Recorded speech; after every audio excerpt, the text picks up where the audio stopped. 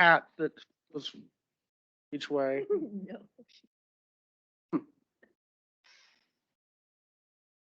Okay, before we start the meeting, I would like to inform everyone that all meetings are live and recorded through YouTube. Please make sure, unless you are speaking, your device is muted. Thank you.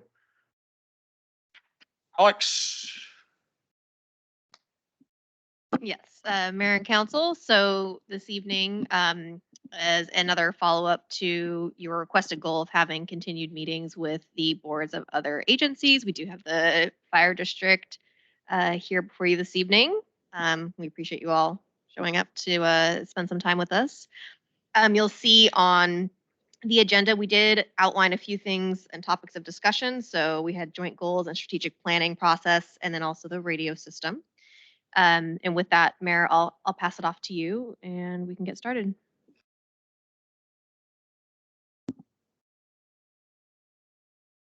Okay.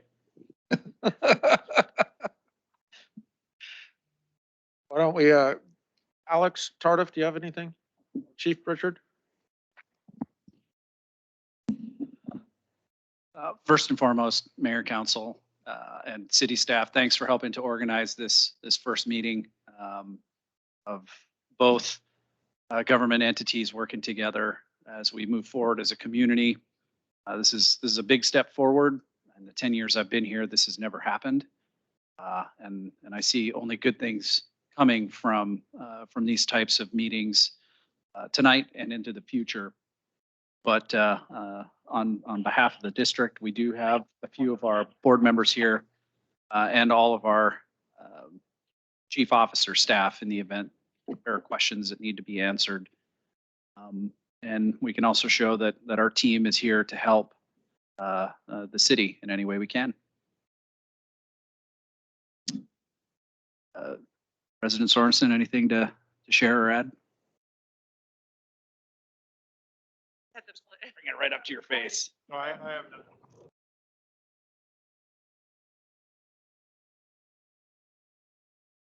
Thank you.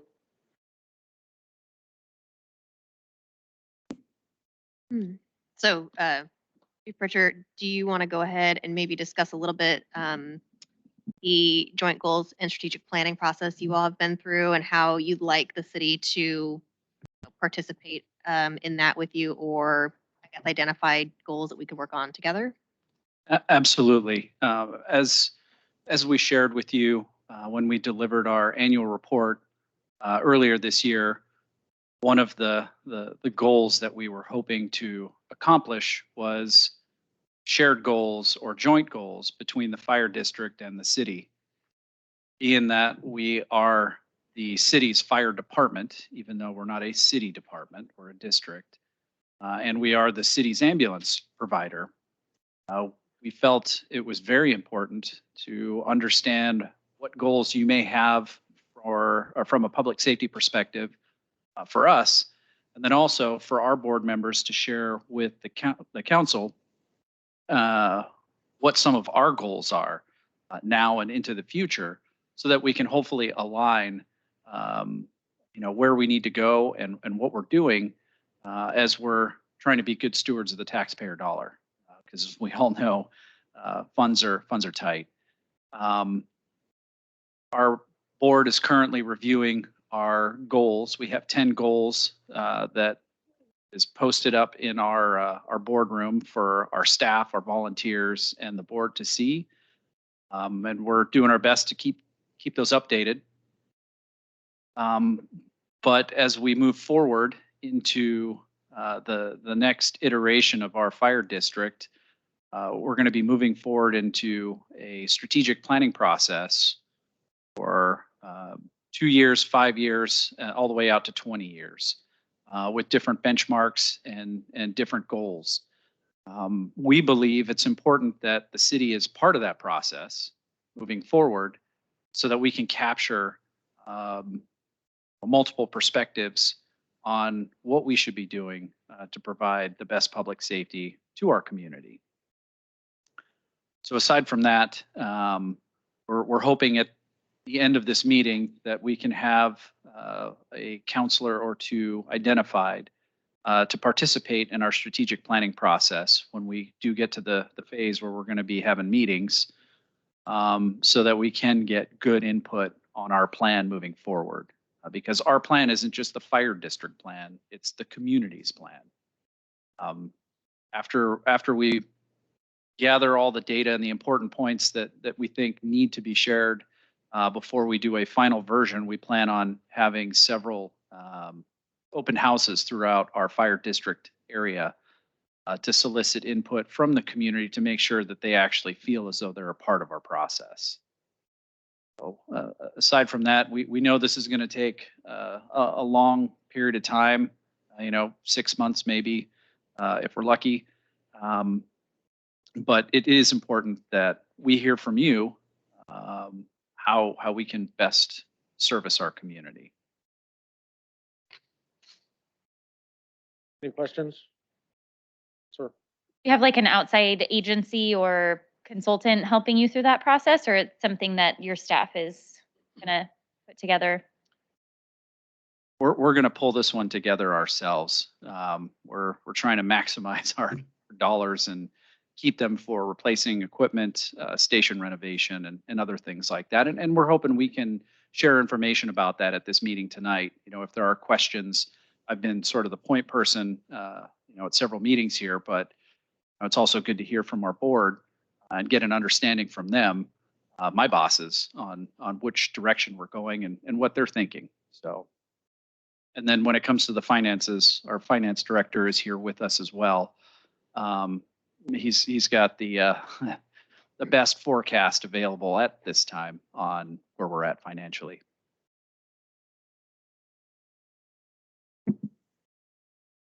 So Haugen. Gentlemen, first, I think this is a wise and smart step for us to embark on this collaboration. So thank you all for being here. The strategic plan, I'm always of the mind that it's good to have an outside perspective on things rather than from the inside. So I'm wondering if it wouldn't be money wisely spent to hire a qualified outside consultant for this strategic plan and see how we can, how the city can support you better and how you can support us better. And having those outside set of eyes with that kind of experience, to me, I think might be worth, the modest investment to take that step. So anyway, so I think that as food for thought, that will be worth chewing on.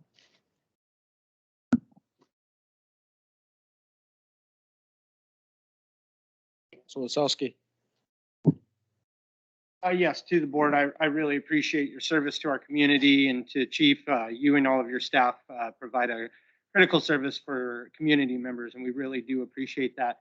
As part of building on this idea of a strategic plan, I would be curious to know how much discussion or thought has been placed around having and I don't know if I'll get the terminology right, but almost like an annex firehouse on the east side of Highway 30 on the other side of the tracks, to be able to provide services for our residents that live over there. As we're all aware, there's potential of longer trains that will be heading through town, which could potentially prevent services to be rendered to those that are in need. And so I would just be curious, or at least put it out there, that become part of the conversation piece as we look at a 50-year plan in developing for our community, that we're growing correctly with our community and being able to provide those services in the instance that potentially there would be a blockage, I guess is how we would describe it. So I would be curious to open that up to know if there's been potential conversations or thoughts already put in place about having some type of additional firehouse or service provided on the other side of the east side of the tracks. I'll take a quick stab at this, and then I'll hand the microphone off to Director Sorensen. He has the longer perspective on the fire district than I do. But we have had internal discussions about what it would look like to have a station on the other side of the tracks. We we're hoping that as the East Air Park development process continues, that there may be opportunities for us to find some way to staff something that part of the on the other side of the tracks.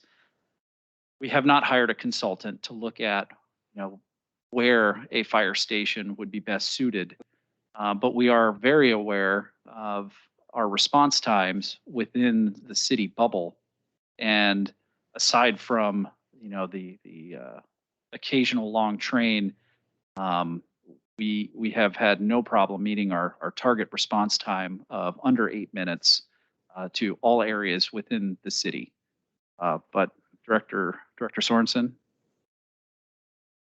Well, just from the perspective of being on the board for a long time, we've looked at this numerous times in the past.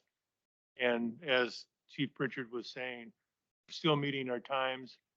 I don't personally know what the train schedule is going to be like in the next 10, 15 years. That's how come it's important to get together and talk about where the building's going to be inside Scappoose, which will probably drive it to a great extent if we need to expand to an additional building, if you will, than where it would be at. So, I mean, it has been looked at ongoing, and it just can't justify it. We don't have the manpower. The capital funds to build it is one thing, but then the operating after that is what kills you. So it really slows you down. So unless we got somebody that's, as the chief was saying, building something big out at the airport or something and willing to provide space, land or building, I don't know that it can fly real well. No pun intended with the airport Yeah. location, so. I can tell you that one of the statistics that comes to mind, and please don't hold me to the exact number, but it was somewhere between 21 and 2,400 homes, new homes, have to be built in order for us to adequately fund additional manpower for a station that is not our main station. Then as a follow-up, City Manager Raines, as they continue their strategic planning moving forward, city having insight on potential properties that could be developed or supporting them or knowing what our housing inventory count becomes that would trigger potentially that 150 plus threshold that you had just said, Chief, is that what you were indicating? I want to say it was sort of 21 to 2,400 homes. Okay. Thank you for the clarifying on that. So is there a way for the city to be supportive in being able to help identify those needs? So what I would say is that nice thing is that Chief Pritchard and the Community Development Center have always had a really good relationship. So he is generally very well apprised of development happening in the city. The other thought I had too was that as we embark on our 50-year planning process, that RFP is out and actually they're due back to the city on the 22nd, I believe. That any kind of technical advisory committee or group that would help oversee that process, that there would be a representative from the fire district on that. So I think in that respect, I think so long as we keep in communication with one another, we can certainly support those efforts. And, even just the city, allocating the, council allocating, dollars for an ambulance. I think we work well together, and I think that we will continue to support one another in that way. Particularly when it comes to long range planning. Sure. I think the other thing is, we're embarking on this 50-year process, which is a buildable land inventory. So we're going to be looking at that, the housing needs analysis, and then our urban reserves. And then as part of that, we're going to look at areas that are currently in our urban growth boundary, but might not be urbanizable because of slope and other natural constraint. And then if there are, if there are properties that maybe are directly adjacent that could work. But during all that process, we're actually required by state law to coordinate with our partners, not just on things land use related, but also would we require something like sprinklers, because that will be an alternative for new construction to a fire station, though that gets to be very expensive. And so, at some point the developers and others, I think, would probably prefer to set aside land for a fire station and figure out whether through state, federal, and other grant sources, we could find a way to pay for that personnel. But that'll all be part of a coordinated plan.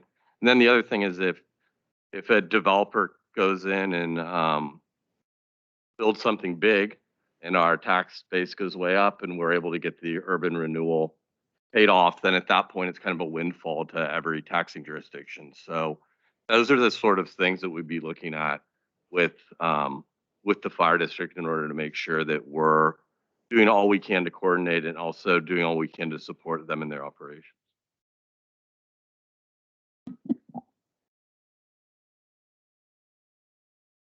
Going back to Brandon's question, and then also it kind of touches on what the city attorney just said too. I would imagine that the location of where a fire department would be located would probably be driven upon the call volume and population in the specific area. So it depending on where our urban growth boundary ends up and where our development actually ends up, it may or may not be on the east side of the railroad tracks. Is that an accurate assumption?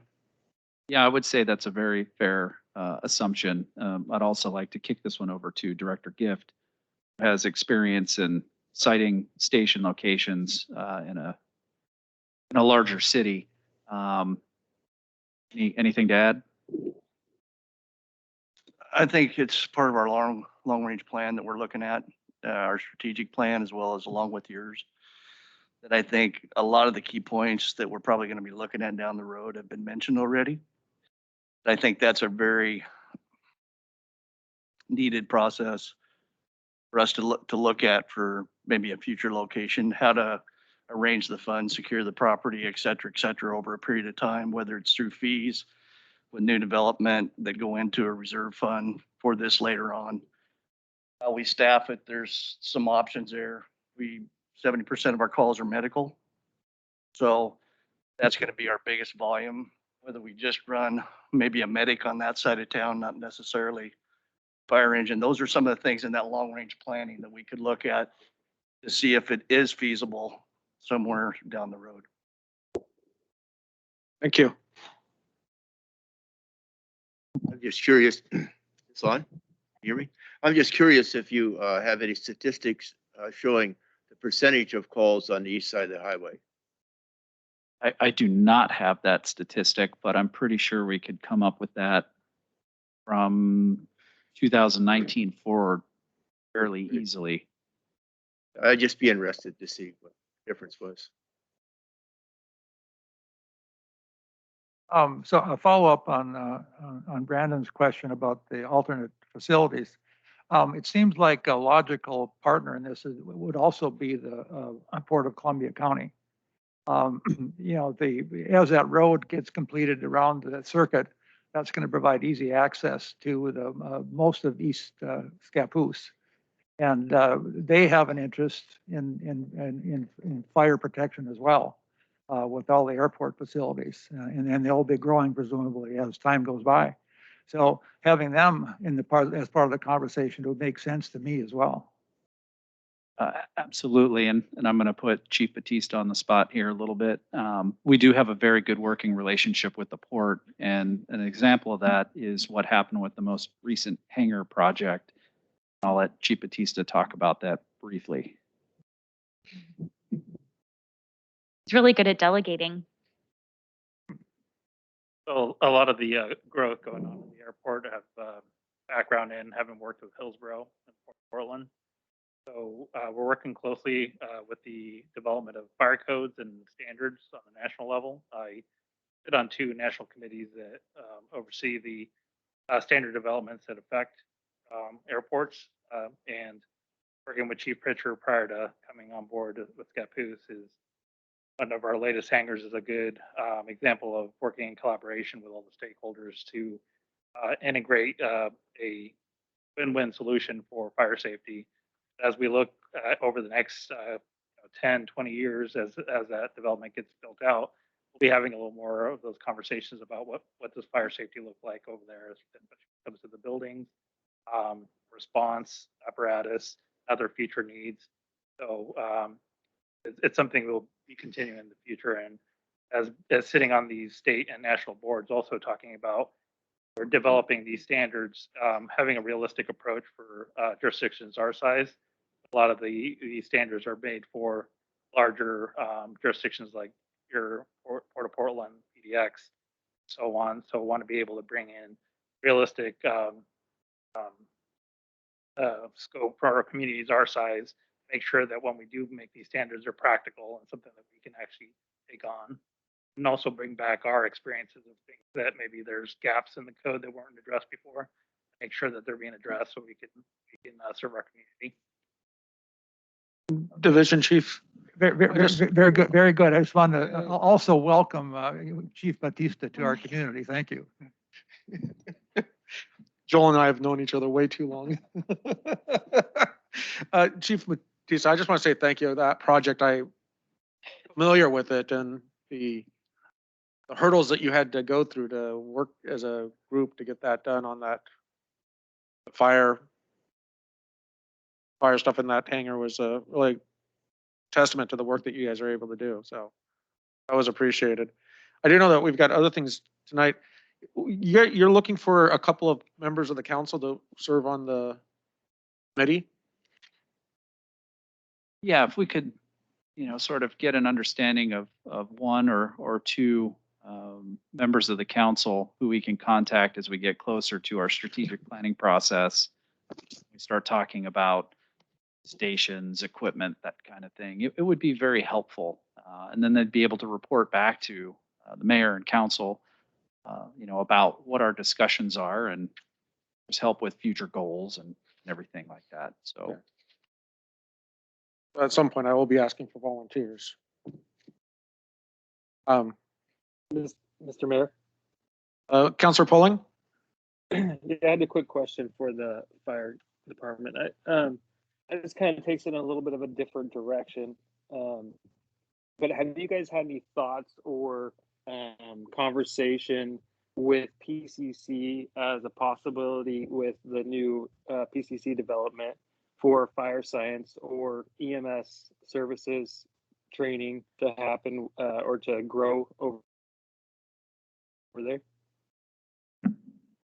So if I understand your question correctly, are we in discussions with PCC about any sort of fire science programs, sort of satellitely occurring here in Scappoose? And the answer is no.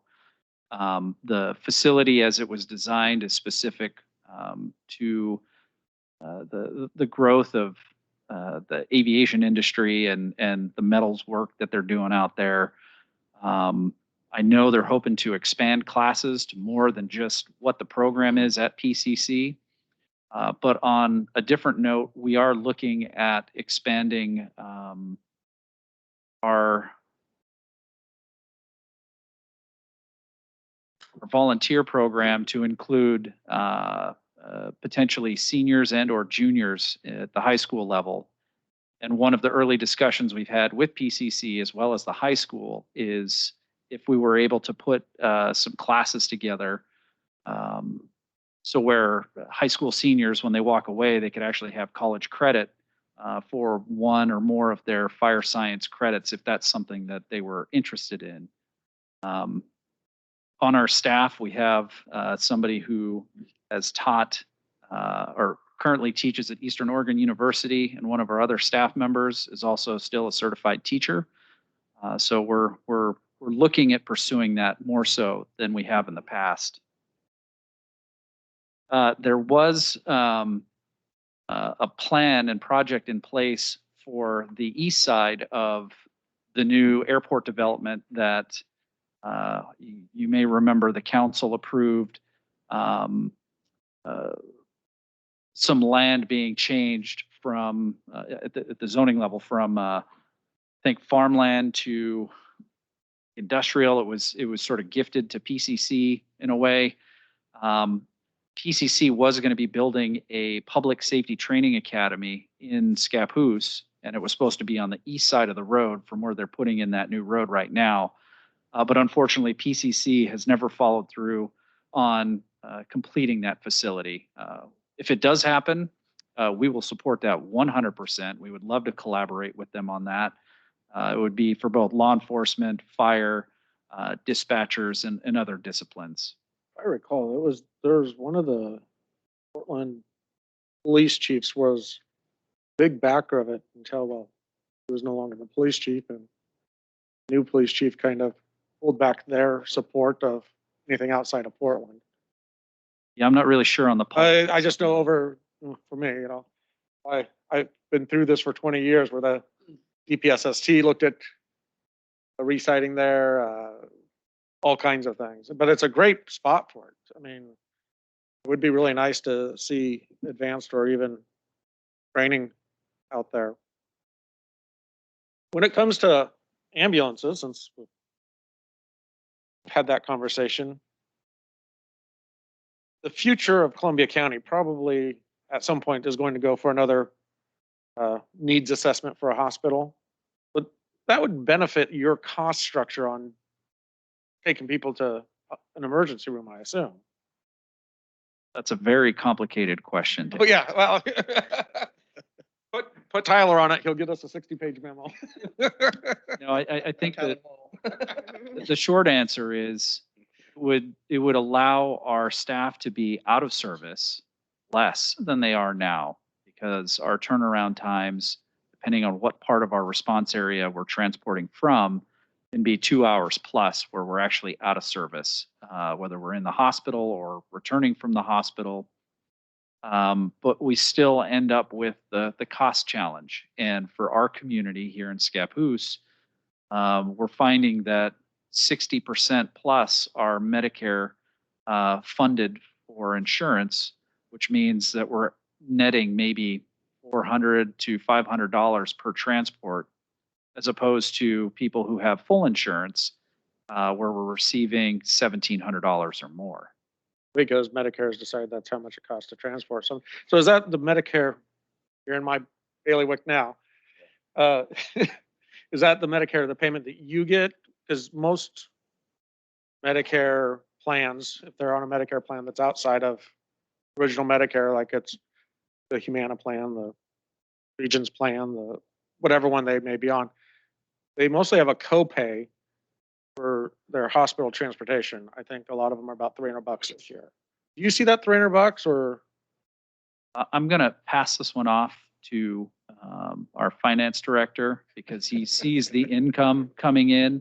But generally speaking, we have, in order for us to bill Medicare and Medicaid, Medicaid's worse. We only get about $250, maybe $300 for Medicaid patients. But our contractual obligations with those with the federal government says that we cannot bill beyond what they tell us we can bill for. So even though it costs us $2,000 per transport, we can never bill more than $500 or $450, whatever it is that we get, and we have to write off the rest. And with a very large demographic of citizens that are in that Medicare range in our community, it's been making it pretty difficult for us. But Mr. Tardif. Can you repeat the question, Mr. Mayor? So if I go and buy, say I turn 65 and I get myself a Medicare Advantage plan, and it has a copay on my plan for ambulance service, it's $200. One of them is $300 this year. That's copay $300, whether it's ground or air. Do they pay the ambulance service that $300 copay, or they get billed for that? Or is that copay, since it's coming, so with Medicare Advantage, it's coming directly from the insurance company. Right. So my question is, are these insurance companies paying a bigger amount than Medicare would be? Yes. So insurance companies pay the full transport rate. Medicare, Even if they're a Medicare no. Advantage plan? Well, no, because then you're double billing the Medicare, Medicaid, and not. No, you're not. Well, if you build a private insurance and then turn around and build it back to Medicare. Give me a call tomorrow. We'll talk about it. Right. There might be, we might be missing out on something. I'm just spinning the head, but I'll explain it better tomorrow. Well, no, the supplemental, so with a Advantage plan, you're actually Medicare recipients have actually contracted with an insurance company. That insurance company has a contract with Medicare where they cover A and B, so there's only one bill that goes to that insurance company. And then they pay the bill. Their plans have to be at least as good as Medicare, but not less. So the way that billing works for us, we have a third-party billing company sends you the bill. Okay. I don't actually see the bill that they send you. I see the revenue collected or the revenue write-off. When we get into these additional Medicare supplement, different insurances, I can't see that. My report says Medicare, my report says United Okay. Healthcare, my report says VA Hospital. It doesn't show me Which if ones? this insurance paid 1/3 and this insurance paid the other, and this insurance picked up the last. I anymore, I always tell clients, get the fire med. Yeah, and I was actually going to pass this one off to Chief Marks, so he can share a little bit about what we offer as an entity with respect to FireMed and what that means. So with that FireMed plan, that program that we offer, what it does is it takes those deductibles and basically wipes it off. So we don't see any of those deductibles, those copays, anything like that.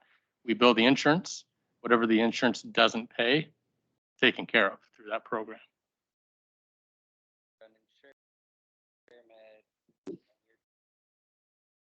Every month, dollars for all of your transports.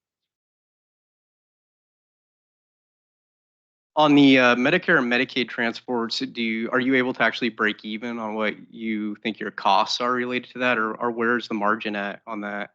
I'm going to let the finance director answer that one. Yeah, we're nowhere close to breaking even. My Medicare payments come in at around like $400.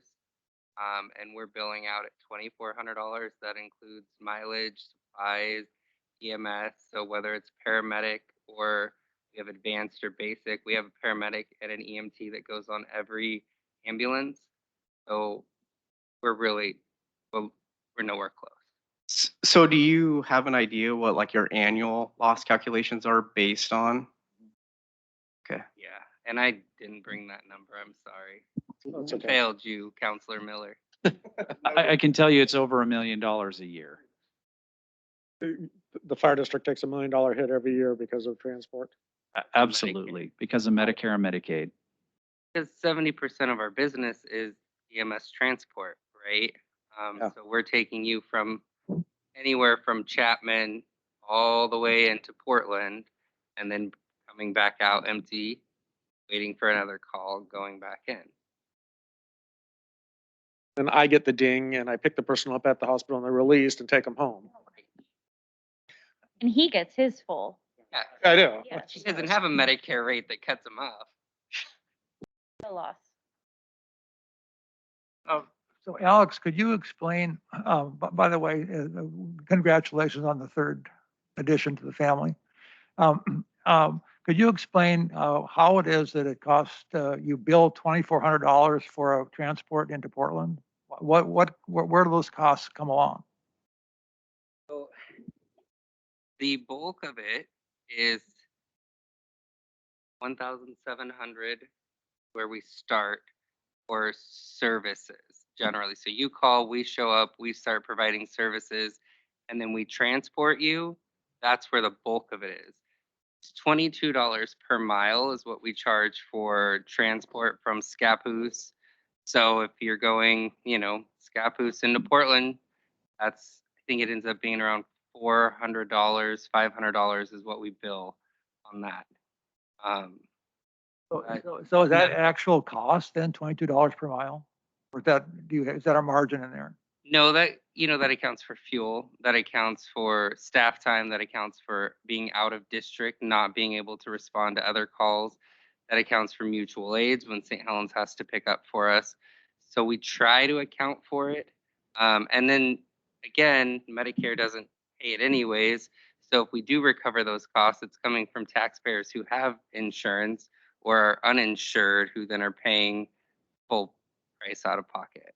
And to dovetail on that, other expenses that are wrapped up into that $2,400 cost include the upkeep of the station, the maintenance on the vehicle, preventative maintenance, One of the big ones is we have to keep a certain amount of medical supplies on stock. And we're regularly having to throw away medications because medications have a certain shelf life. And a lot of these medications are not cheap. You know, one example that comes to mind, if I need to use glucagon, which is something that we use if we can't get an IV, one of those is looking at like $400 per shot. So we have to carry enough medications to staff 3 ambulances and 3 support vehicles. So there's a lot of roll-up costs involved in that $2,400 ambulance fee.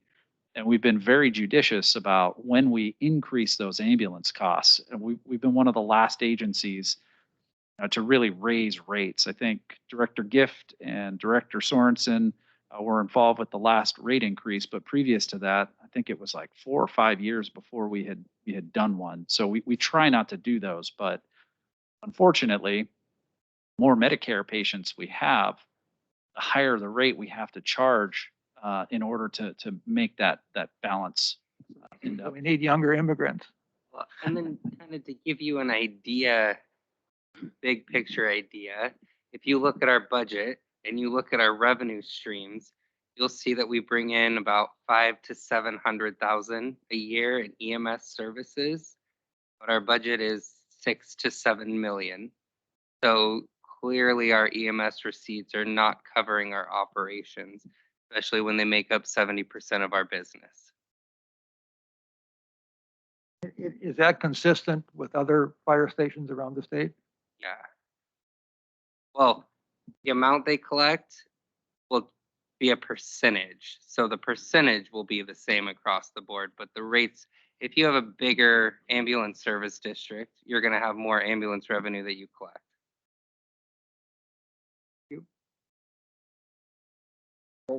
I have something completely off from insurance, and so I just didn't know if. Thank you.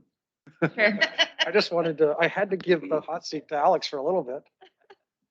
Can I also preface this with an understanding that I know we've got a big conversation coming up with radio services, and we have something that we need to have some action on tonight. So if we get there, can I make a motion that we continue this? I think this is important conversations. Sure. And that we need to take some formal action tonight on the radio system. So I want to make sure that. Well, that's on the agenda. But I would love to ask them questions about it. And this is not yet about the radio. It could be. This question is not. Thank you. Go ahead. Okay. I'm curious if the city of Scappoose has a community emergency response team or CERT. If the fire district or the city? I guess let me rephrase that. I know the city does not. So does the fire district oversee that, or are they a part of it, or does it exist? And if not, is that something that is just available countywide? At this moment in time, the fire district does not have a CERT program. Mhm. We do have folks in-house that have completed the train the trainer required for the FEMA approved course. I am not sure if the city had a CERT program at one point. I know there is one in the city of St. Helens, and the CERT volunteers there generally volunteer their time throughout the county. They don't just stay locally. So there was previously a CERT program here. I still have the thing to turn off the natural gas Awesome. in the car all the time. Because you never know when you're driving Uber and you might need to turn off natural gas. Mr. Mayor. But I think it kind of merged into the St. Helens one. I think people that were trained there ended up going over there. For context for everyone, because CERT has some different definitions. Can we Community just Emergency clarify? Response Team. Sorry, thought I led with that. Sorry, so also as a teacher, the way I question is I ask a question that maybe I know the answer to, but I like the answer to become available to everyone else in the room. So thank you for answering that question. With that, you know, as someone who has young kids and a family here, and then someone who represents the citizens of this community, how do we feel? What is what is the pulse on, let's say there's a major catastrophe, emergency, something. How do we feel about, or a central location that we have that people can gather, and how well is that facility prepped to handle hundreds of people in a state of emergency? Is there an identified location in the city limits of Scappoose? There are a couple locations that have been identified over time. The fire district has always worked very closely with the police department. When it comes to emergency management, the fire district still has telephone lines active as well as equipment to turn our boardroom into an emergency operations center if necessary. A lot of the disaster and how it unfolds is going to dictate which structures or structure we would be able to utilize. The current middle school is probably the strongest and most robust, not the middle school, the, oh man, I can't remember the name of the school right now. New one? The new one. Peterson. Yeah. Mhm. And then of course the addition to the high school where the theater is, you know, we can definitely house lots of people.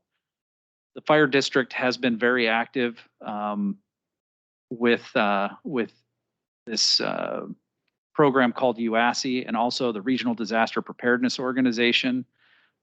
We sit on the Fire and EMS work group. We've also attended other meetings with the emergency managers who all plan for big disasters and emergencies in the 5-county region of Multnomah County, Clackamas County, Washington County, Columbia County, and Clark County, Washington.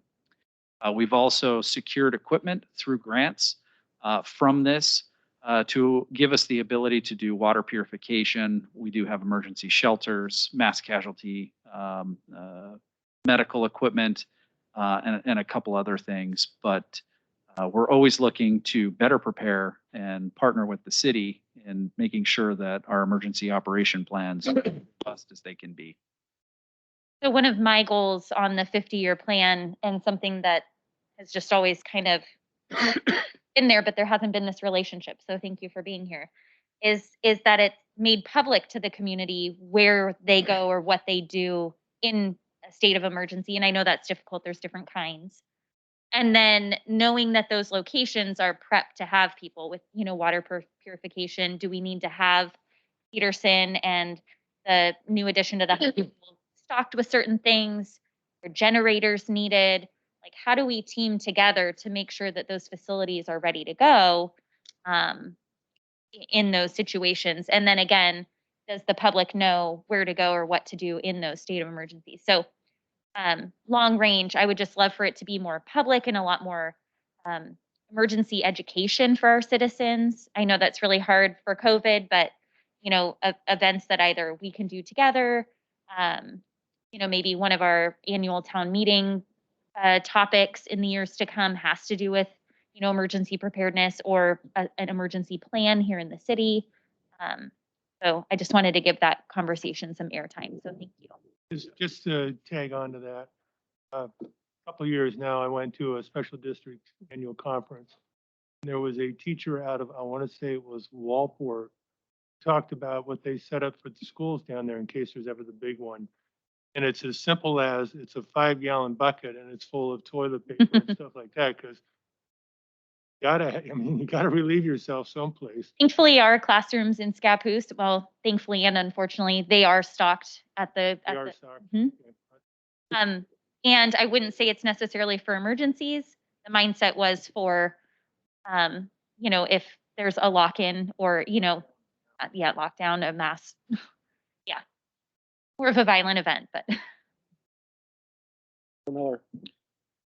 This might be another opportunity to partner with the fire district on something. I think if I remember correctly too, in our review, our recommendation from CCIS, there was also something in there, a recommendation regarding our, I'm not remembering the correct term, but incident command system, so to speak.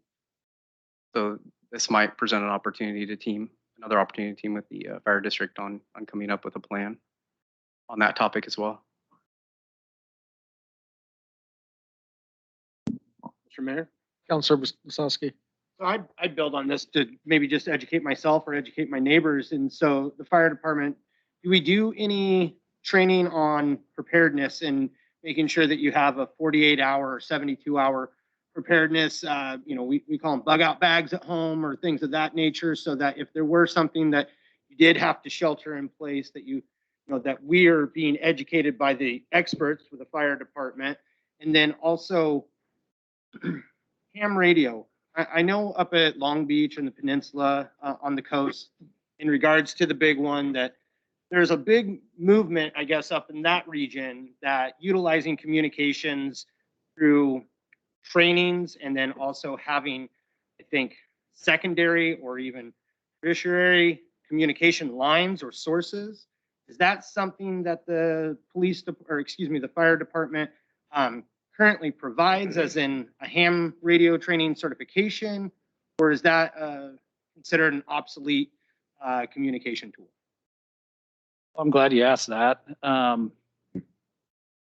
No, it is not obsolete. As a matter of fact, we have a very robust program in Columbia County with the ham radio operators. And they've actually set up through grants radio equipment at each one of the fire stations throughout the county. I can't remember if it's also at the police departments, but if there is a major emergency or disaster, the ham radio operators have a network that they've already been working on with emergency management to deploy in the event something happens. To take a step back about preparedness and what you can tell your neighbors, the fire district took a very proactive approach about 5, maybe 6 years ago now, and we added a rider to our normal website and created a fire marshal website. And on that fire marshal website, there are several places that our citizens and community can get the information they need for preparedness. Everything from smoke detector education to stop, drop, and roll, what a 72-hour kit is. We've also partnered up with the Ready, Set, Go program, which is a national program through the United States Fire Administration, the state of Oregon, and a couple other entities for wildfire preparedness. But there is a ton of information that we have placed on the web for our community that they can get when they need it. Fortunately, we haven't had the manpower that we would like to have to get out and hold community events. Once we get to more of a stabilized staffing, we'll look at adding that as something that we do annually. Is that linked onto the City of Scappoose app, by chance? I believe it is on the app. Yeah, and if folks are interested, it's ccfiremarshal.com. I have a follow-up. No pressure to you being like a new age technology chief compared to what we had before. Love him to death, but not as great as Facebook, the Facebook post. We do have pamphlets and brochures. Yeah, totally. Wind them through the printer. Anywho, but as Councilor Lasowski was talking, you do such a good job, and I don't know who really does them, but like the Fire Fact Friday, and you've got all your fun little posts, and I just feel like your social media is kind of blowing up, which is great. A lot of people are engaged with what you guys are putting on. If there would be an opportunity to do quick little, not how-tos, but informational, short little videos or clips, just, showing what a preparedness kit looks like, or another little quick few minutes on this is how you shut off your natural gas line, or another quick little video about, just kind of some big things that you could brainstorm that you think the general not so smart like me, like just the, what is it, like emergency 101 for dummies or something like that, and kind of break them down into different little video clips. And you couldn't integrate that into your fact thing or something different, but we plan on doing. We've talked about doing that in the past. We're just at a manpower shortage right now. We really don't have the capacity to do that. When we have the opportunity, we do go out and do outreach. For example, Spring Lake, which is part of our community, we're going to be out there later this week working with some of their community members on emergency preparedness, fire safety. and other questions that they've had. I was just gonna add on your topic, so we do have plans in place to do educational from fire prevention to emergency preparedness. So that's in our, when we're talking about strategic planning, as we get most of those programs ironed out, we'll be integrating more of that, some more in person, go to tail end of the pandemic, and then informational videos. There is planning for that power issue. Understandable. Thank you. Peter. Yeah, so Gearhart, who I also represent, got a series of grants in order to do a lot of that work to determine, and we have convex containers and we have other things. We worked with the hospital in order to figure out what medicine was needed and all those kits. And I would be glad to put them in touch with Gearhart City Manager is also a volunteer firefighter, Chad Sweet, who is I think a lieutenant with that, and so they can get a lot of. I don't think you have to reinvent the wheel. I mean, the state gave us a lot of grant funds in order to do the first tsunami inundation plan on the northern Oregon coast, and I think a lot of that could be just redeployed here. Helpful. Thank you.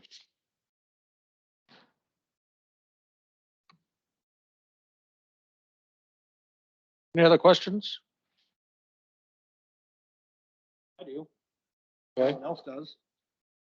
So I'm gonna go back to the question around growth.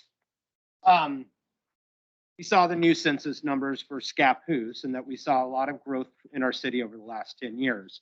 As the fire department looked to see what growth has occurred in the unincorporated Columbia County region in which the district oversees. If you're looking for statistical numbers or hard numbers, we don't really have those analytics other than what we have within the city. But just like the city, we are experiencing challenges. And not to poke the bear, but I think one of our biggest challenges is urban renewal. But in addition to urban renewal, there's also the enterprise zone. And the example we'll use is Cascade Tissue. And I was actually just talking with the economic development director about this over the weekend because he forgot that those types of projects have a significant impact. But as a result of the council allowing the fire district to communicate during one of the previous council meetings, the economic development director has made a commitment to the fire district to bring us to the table when industry does come in the future so that they can help us better prepare by providing us with equipment that we need to sustain fire and life safety for their businesses, and that they're taking care of the impact to the community as opposed to the taxpayers and the citizens sort of footing the bill for industry coming into our community. I think my initial thought kind of takes place in folks that are moving up Scappoose-Vernonia Highway. And knowing that your response time is obviously, it takes more resources to service the folks that are out there. And knowing if there's more growth than what we saw 10 years in the past taking place, that lots are being divided so that new homes can be built, how much does that service increase based on the population growth? And granted, maybe you don't have those hard numbers to be able to share, but I think also as strategic planning takes place and understanding what those potential growth numbers or patterns look like and how it will impact your department is something that I would find as value in knowing how you plan for the future. And so I think that would be something to keep in mind as you move forward. So thank you for the answer. Thank you. And counselors, I would also just point you to our website. Every month for our board meeting, there's a report that we send out that has our call times, our overlapping calls, where we're going, kind of demographics of who we're serving. And I think that information would be very beneficial and helpful for all of you to kind of start building that picture of we are and what we do and where we're headed. That information has really helped put things into context for me as well. Thank you. And do you have a liaison? I guys have a 7 o'clock meeting. Yes. So are we gonna discuss radios tonight or where are we headed with that? You have the power to make motions and continue the. Well, so Sorry, that was the 60-page topic. I was really excited. Tyler too. So what we can do, I was just trying to look through this, is we have it on the agenda. What I was going to recommend is that we adjourn the work session. We move item number 6 to right after the consent agenda. And then kind of continue what we're doing here, but with the radio, which still would allow the council to take action at the end. Mr. Mayor, may I just ask one thing? So, Chief, I think your staff, or at least you, is going to be asked to weigh in on this. Do any of you, I'm just concerned about the timing. Do any of you guys have to leave or are you able to stay? Are you going to speak? I don't know who all wants to speak on this topic.